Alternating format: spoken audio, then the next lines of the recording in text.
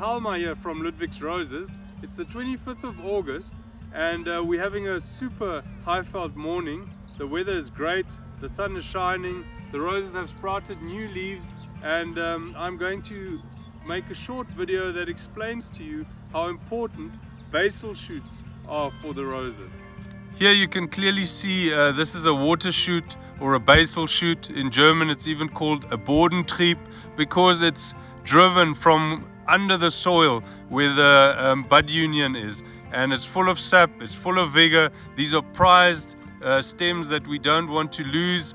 We don't want it to break in the wind, and we definitely don't want to remove it at all. You can see it almost rises from the soil like an asparagus. This is exactly why we prune roses. We want this to happen. In this shot you can see two basal shoots coming from the same plant. Over there, this one has appeared a little bit later than the one that's further developed. So we're going to just leave them for another week or two until we will basically finger prune them, and I'll show you how to do that in a sec. This is a very good example of a basal shoot. It's not too thick. It's a nice, almost pencil thickness, and quite a long basal shoot on a hybrid tea rose or an Antico Moderno rose. Now these are water shoots, and we call them water shoots because they're 80% water and very soft still. Look, the thorns don't even prick me when I touch them. So basically on a hybrid tea and an Antico Moderno rose, you want to go down, and you normally would count at least 1 or 2 leaves down before you snap them off. So we can go quite a bit down here, and then we're going to snap it off. You can almost hear that snapping, and we by doing so will promote and create more sap pressure in these eyes that remain. The top 3 eyes will then sprout new quality shoots with buds on, and these you will then in season be able to pick. So the whole purpose of pinching a water shoot is to firstly harden the stem, and then make sure that these leaves start becoming green and photosynthesizing, and you then promote the sprouting from these 3 eyes, and by doing so you will then have 3 very good quality stems that you can cut. When your rose bush is pushing all these water shoots, as you can see, here's a main one, behind it is another big one, but from all over the base you're getting a lot of water shoots, then it's a very good sign, and it tells you that your rose is happy and the sap flow is good and strong, and you're going to have many good quality shoots. Just for you to see better, right here, this is a single water shoot that is clearly already knee height. And on hybrid tea roses, the best thing to do is with your fingers to go and literally just snap off the tip, so that these eyes will sprout nicely, and they will give you 2 to 3 very good quality stems. This is a garden and home that's been pruned, and you can see just how full of new water shoots or basal shoots the bush is. It's coming with a whole lot of new stems that will eventually give you very good blooming, and just create this amazing bush. So when you see all this, please know your rose is happy, and you must definitely not get rid of any of these. Some people think they are suckers and that they're bad. This is what you want. This is where you get your very best flowering from. These new shoots eventually will replace these ones, and we will cut off these older ones when pruning comes after the season. You can see it's sprouting with, I don't know, it must be up to 20 new water shoots. You can see all of these are water shoots. I mean, you're almost going to have a complete new plant once these are outgrown. There's so many, we're not going to pinch any of them. And remember, so after pruning, you force the plant to sort of build up a lot of pressure in its root system, in its stems, with sap. And then once the sap then in spring starts flowing, you almost have the dormant eyes at the bottom of the plant pop or explode, and then you have these new shoots that sprout.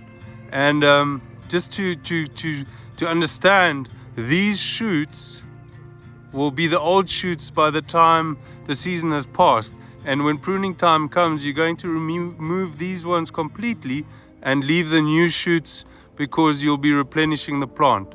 So that's basically the whole purpose of pruning at the end of the day. So I've searched high and low to find an example of a sucker on this entire rose farm that has a couple of 100,000 roses growing. And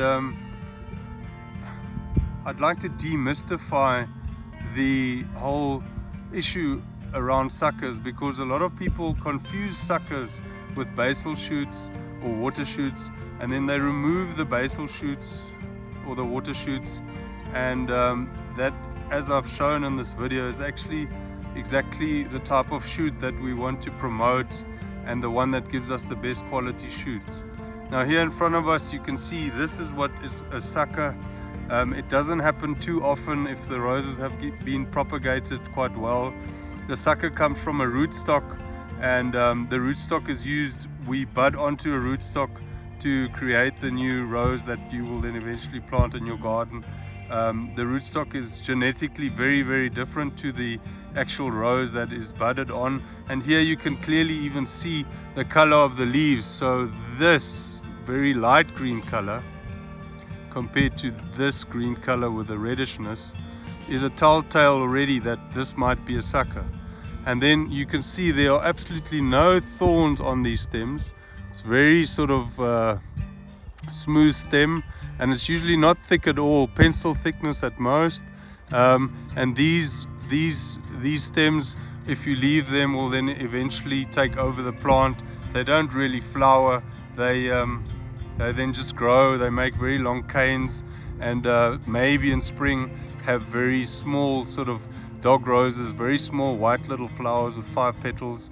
And if you leave them to grow, obviously they'll take over the plant, and you'll be stuck with an evergreen rose that never flowers. So when you see this, if you see this, you can take your secateurs and then you can try and jab in as deep as possible and try and almost break it out, and then you will basically rip it out there, and it shouldn't regrow, and you will have solved your problem entirely. It's another example of a rose growing in a pot with a lot of basals coming, just to show you that sometimes they are more green even from the get-go. So they have different colors, but if they have thorns, they definitely aren't suckers. You can see these thorns are still very soft, so they don't prick you really, but they are thorns in the making. And if you see thorns, you know it is impossible. This isn't a sucker, it's a water shoot, exactly what we're looking for. So we keep these, we maintain them. They are going to give us the best flowers in the season. This is a kissing ayeye, which is a floribunda rose. Now remember, with floribundas also, we're not going to look at pinching these basal shoots at all. We just leave them. They will know what to do. They will become much longer, and they will flower very well. And it's a very good sign to see so many of them on a floribunda, because floribundas, we're looking at flowering in abundance. So each and every one of these will make blooms in the season. So in no way will we ever remove any of these red shoots by cutting them or breaking them out.